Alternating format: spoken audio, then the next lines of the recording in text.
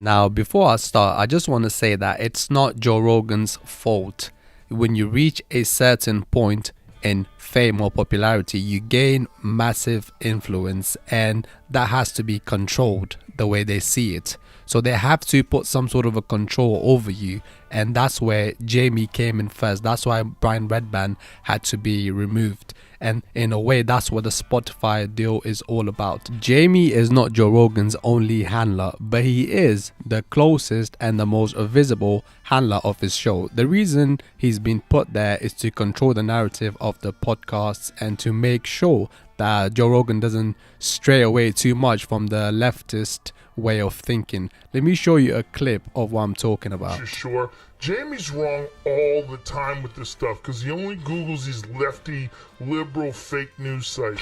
Snopes? Snopes is a fake news site. They get busted all the time for fake news. Very biased, by the way. The guy who runs Snopes, like, he's a huge Democrat. Like the whole organization is heavily left leaning. But wait, that's Fox News. California am I Department of convinced? Public Health. It's a quote from the California Department of Public. Just Google it, you fuck, and don't interrupt Kyle anymore. I asked him. Now, what you just watched happens a lot. Whenever Joe Rogan is saying something that goes against the mainstream narrative, Jamie gives his input, and it's usually left leaning. But what I like about this video is that Joe Rogan actually calls him out on his left leaning bias. This is why he has been put there, to control the narrative of the podcast. Jamie is not the only visible handler of Joe Rogan. If you watch Joe Rogan's podcast, you know that there's a guy called Mike Baker or something, a former CIA officer. He has been on the show more than Joe Rogan's closest friends. He has been on the show more than Eddie Bravo, let's say. And I believe that is also one of his handlers. That guy is straight up slimy. If you watch his podcast when this guy is a guest, every time he's asked a question, he never really gives a clear answer. Every time I see a thumbnail of a video with Mike Baker in it, the title is usually very interesting. So I'm like, okay, let me click and see what this guy is talking about. And every time it's disappointing because he never really delivers what you think he's going to deliver. He's a con man. He's just there to blow smoke up your ass, and that's it.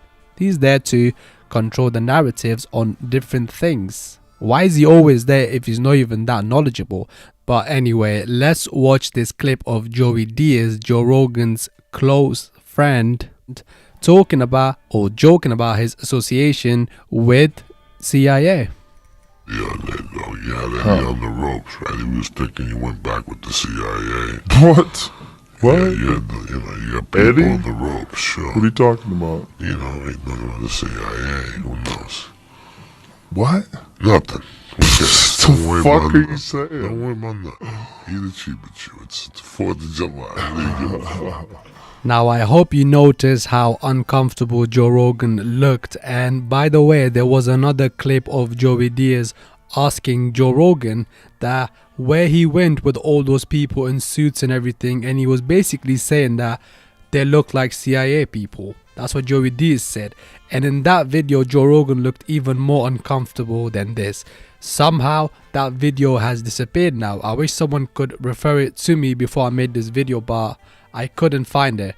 But yes, he is being surrounded by them people, as they say. Also, you know Joe Rogan's friend Brian Callen, he just seems like a dumb comedian type of guy that just appears in movies here and there. Well, here's the thing. His father is a banker and he's also a member of the Council of Foreign Relations. So yes, don't just think he's just the dumb kind of guy that just appears here and there. He could possibly be one of Joe Rogan's handlers as well.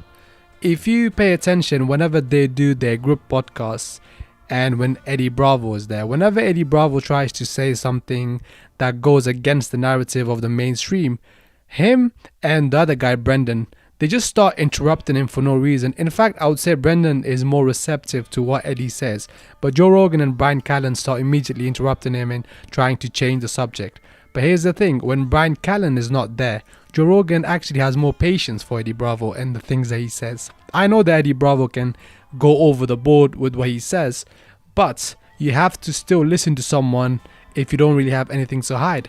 It's as though he's trying to cover up the fact that he's connected to the elite as well, which he is. So yes, because Joe Rogan's podcast is the most listened to and watched in the world, and because of his influence, he has been surrounded by these people to make sure that he does not cross too many boundaries.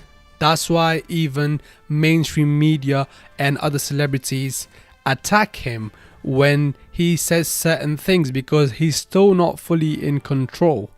But slowly and surely, the control over him and his podcast is increasing unless he decides to do something drastic.